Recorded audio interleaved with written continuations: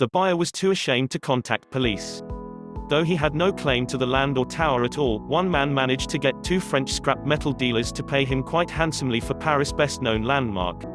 With at least 24 aliases, a fluency in 5 languages, and nearly 50 arrests in the US alone, Czech-born Count Victor Lustig was an aristocrat among con men. He had already pulled off lucrative scams in Missouri and Montreal, and been called the slickest bunko man who ever lived, after police found $32,000 in counterfeit money in a subway locker of his in Times Square. While sitting in a Paris cafe in 1925, he hatched his most audacious scheme.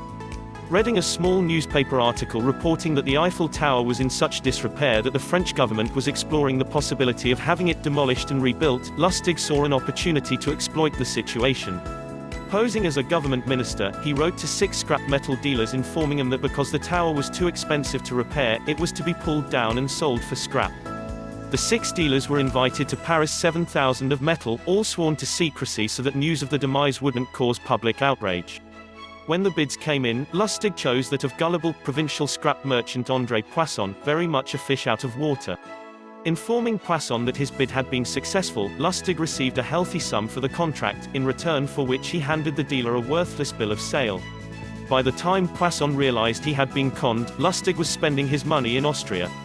Poisson was too embarrassed to go to the police, allowing Lustig to return to Paris shortly afterward and sell the Eiffel Tower to a second businessman.